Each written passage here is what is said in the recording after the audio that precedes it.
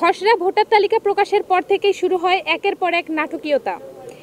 এর সূচনা ঘটে প্রধান নির্বাচন কমিশনারের আকস্মিক পদত্যাগের মাধ্যমে। আচরণবিধি প্রকাশ, চূড়ান্ত ভোটার তালিকা প্রণয়ন এবং মনোনয়ন ফরম বিতরণের মাধ্যমে উৎসব মুখর এবং নির্বাচনে আমেজ তৈরি হয়। বিশ্ববিদ্যালয় জুড়ে উৎসব মুখর পরিবেশে শিক্ষার্থীরা মনোনয়ন ফরম উত্তোলন করলেও মনোনয়ন ফরম তোলার শেষ দিন দুপুরে নতুন করে ষড়যন্ত্র শুরু হয়। ব্রাকসু বানচালকারী একটি গোষ্ঠী নির্বাচন কমিশনের উপর চাপ প্রয়োগ করে এবং নানা হুমকি দিতে থাকে, এমনকি কমিশনের সদস্যদের পদত্যাগের ইঙ্গিত দেয়। এই পরিস্থিতিতে কমিশন অযৌক্তিক ভোটার তালিকায় অসঙ্গতি দেখিয়ে নির্বাচন অনির্দিষ্টকালের জন্য স্থগিত করে। এখানে প্রশাসনের সদিচ্ছায় যথেষ্ট পরিমাণ ঘাটতি স্পষ্ট এবং কয়েকটি বিষয় পরিলক্ষিত হচ্ছে। প্রশাসনের সদিচ্ছার অভাব, গড়িমসি, সময়ক্ষেপণ।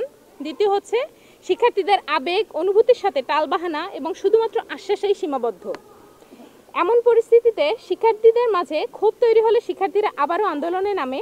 আন্দোলনরত শিক্ষার্থীদের ভয় দেখাতে এবং বাধা দিতে ব্রাকসু বিরোধী সেই গোষ্ঠী প্রকাশ্যে হুমকি প্রদান করে এবং তবুও শিক্ষার্থীরা দমে যায়নি। শিক্ষার্থীরা তফসিল সচল রাখার দাবিতে আবারও আন্দোলনে নামে এবং পুনরায় ভোটার তালিকা হালনাগাদের দাবি তোলে। উপাচার্য সহ প্রশাসনের উদাসীনতা, দায়িত্বহীনতা ও ধারাবাহিক টালবাহানা এখন স্পষ্ট। শিক্ষার্থীরা মনে করে তাদের অব্যবস্থাপনার কারণে শিক্ষার্থী সংসদ নির্বাচন অনিশ্চয়তার মুখে পড়েছে।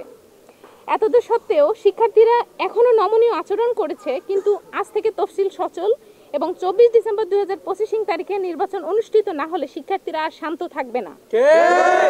কিভাবে অধিকার আদায় করতে হয় সেটি এই বিশ্ববিদ্যালয়ের শিক্ষার্থীরা জুলাই বিপ্লবের ইতিমধ্যে প্রমাণ করেছে। আমাদের দাবি, আজকের মধ্যেই তফসিল অনুযায়ী নির্বাচন কমিশনকে স্বাভাবিক কার্যক্রম সচল করতে হবে।